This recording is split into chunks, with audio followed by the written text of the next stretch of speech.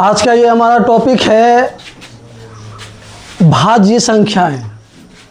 तो सबसे पहले तो हम देखते हैं कि भाज्य संख्याएं क्या होती हैं।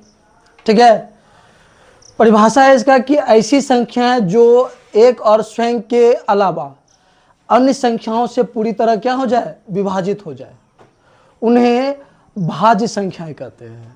समझ में आया? कह रहा है इसमें कि ऐसी संख्याएं जो एक और स्वयं के अलावा, मतलब जो एक से तो पूरा भाग लगे ही लगे और स्वयं से भी भाग लग जाए, एक और स्वयं के अलावा जो अन्य संख्याओं से भी पूरी तरह विभाजित हो जाए, उन्हें भाज्य संख्याएं कहते हैं।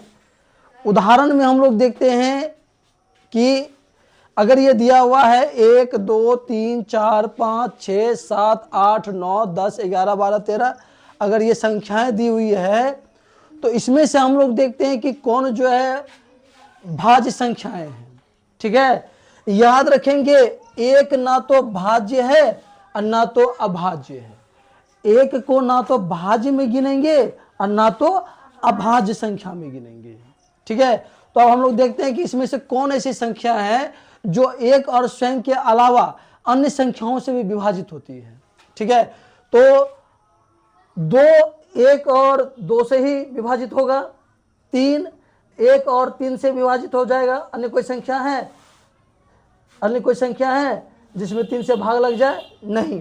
लेकिन 4 अगर हम लेते हैं तो 4 में हम लोग क्या देखते हैं, 4 में 4 1 से भी विभाजित है, 4 से भी विभाजित है ना। तो 1 और 4 के अलावा, 1 और स्वयं के अलावा 4 जो है 2 से भी विभाजित है। अगर हम इसमें 2 से भाग लगाएंगे तो क्या ये कट जाएगा? 2 से क्या 4 पूरा विभाजित हो जाता है? कितना बार में? 2 बार में। तो ये कौन सी संख्या है? तो ये जो संख्या है ये कौन सी संख्या है? ये भाज्य संख्या है। ठीक है, उसके बाद हम लोग लेते हैं 5। 5 1 और 5 से भी विभाजित है, अन्य संख्या से नहीं। 6 लेते हैं तो 6 जो है 1 और 6 से तो विभाजित है ही, इसके अलावा ये 2 से भी विभाजित है 3 बार में, 3 से भी विभाजित है 2 बार में। तो दूसरी संख्या हो गई यहाँ क्या? 6। 7 नहीं होगा, 7 नहीं लेंगे क्योंकि 7 केवल 1 और 7 से विभाजित है। फिर 8 लेते हैं, 8 में 1 और 8 से तो भाग लगता ही लगता है, इसके अलावा 2 से भी 4 से भी भाग लगता है। तो ये हो जाएगा 8। तो यहां हो गया ये 4 6 8 9। 9 क्या भाज्य संख्या है? 9 भाज्य संख्या है, 9 भाज्य संख्या है क्योंकि 9 1 और 9 से तो करता ही करता है। क्या 3 से नहीं? 3 से विभाजित नहीं होता है ये? क्या ये 3 से विभाजित नहीं होता है? ये 3 से विभाजित है। ठीक है, ये 3 से भी विभाजित है, इसलिए 9 भी कौन संख्या है? भाज्य संख्या है। क्या 10 भाज्य संख्या है?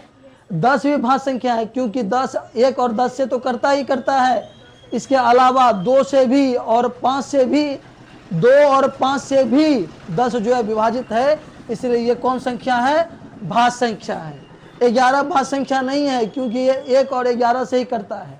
उसके बाद 12 भाज्य संख्या है क्योंकि 12 1 और 12 से तो विभाजित है ही, इसके अलावा 2 से भी, 3 से भी, 4 से भी, 6 से भी ये विभाजित है। तो इस तरह से हम लोग क्या देखते हैं कि ये भाज्य संख्या है, इस तरह से हम इसको क्या करते हैं? निकाल लेते हैं। बात समझ में आ गया? तो इसमें हम लोग कहाँ तक लिखे थे? 8 तक लिखे थे। 9 भी हो जाएगा, 10 भी, और 10 के बाद 12। ये सब क्या है? तो ये सब जो है भाज्य संख्या है। नीचे जितनी भी संख्याएं हैं ये कौन सी संख्या है? भाज्य संख्याएं हैं। तो सबसे पहले हम लोग देखते हैं कि इसमें सवाल किस तरह से पूछा जाएगा। इसमें जैसे पहला सवाल दिया हुआ है कि प्रथम 4 भाज्य संख्याएं लिखें, तो प्रथम 4 भाज्य संख्याएं कौन कौन सी है? तो यहां से हम लोग ले लेते हैं 1 2 3 4, मतलब 9 तक ले लेते हैं। तो 9 तक अगर हम लेते हैं तो ये निकल जाता है हमारा। तो प्रथम 4 भाज्य संख्याएं कौन सी है? तो प्रथम 4 भाज्य संख्याएं कौन कौन सी? तो 4 6 8 और 9। क्या इसको समझने में कोई दिक्कत नहीं ना? अब हम इसको मिटाते हैं। ठीक है, और आगे हम कुछ क्वेश्चन और लेते हैं।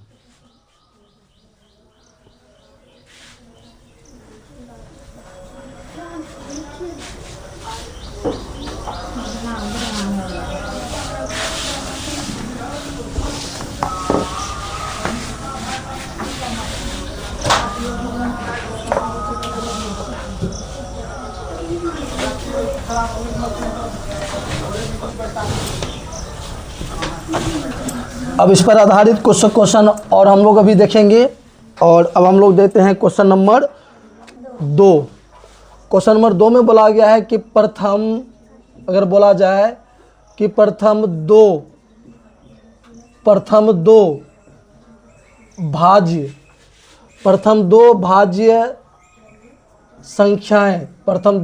संख्याएं लिखें। तो प्रथम दो भाज्य संख्याएं कौन सी होगी, बताओ। प्रथम दो भाज्य संख्याएं कौन सी होगी? तो 4 और 6। आ गया समझ में? अगर हमसे क्वेश्चन 3 में पूछे कि प्रथम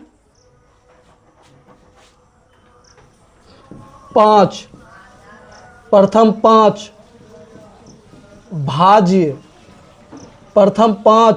भाज्य संख्याएं लिखें। तो बताओ प्रथम 5 भाज्य संख्याएं कौन कौन सी है? 4, 6, 8, 9। हाँ, 4, 6, 8, 9 और 10। ठीक है, आ गया समझ में? हाँ, अगर हमसे सवाल पूछा जाए, क्वेश्चन नंबर अगर हम 4 दें कि प्रथम 3, अगर हमसे सवाल पूछा जाए कि प्रथम 3 भाज्य संख्याएं लिखें। तो क्या होगा इसका आंसर? प्रथम 3 भाज्य संख्याएं कौन कौन सी होगी? 4, 6, 8। हाँ, 4, 6, 8 और कौन सी? 9। ठीक है, एक सवाल और हम लोग लेते हैं, सवाल नंबर 5, और ये अंतिम सवाल हम लोग लेंगे। अगर हमसे बोला जाए कि प्रथम 6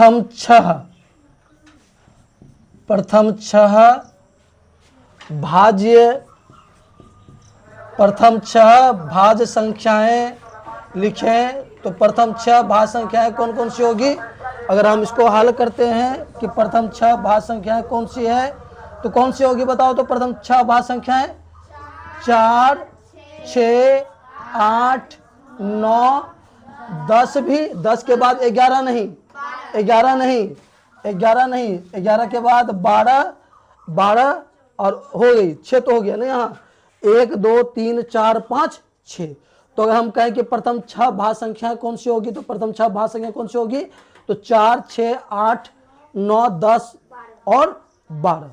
इस तरह से हम लोग क्या करेंगे कि जितनी भी संख्याएं पूछा जाए कि प्रथम 2, प्रथम 4, प्रथम 5, प्रथम 10, प्रथम 11, कोई भी सवाल अगर इस तरीका से अब हमसे पूछ दिया जाए एग्जाम में, तो वो हम आसानी से क्या कर लेंगे, बना लेंगे।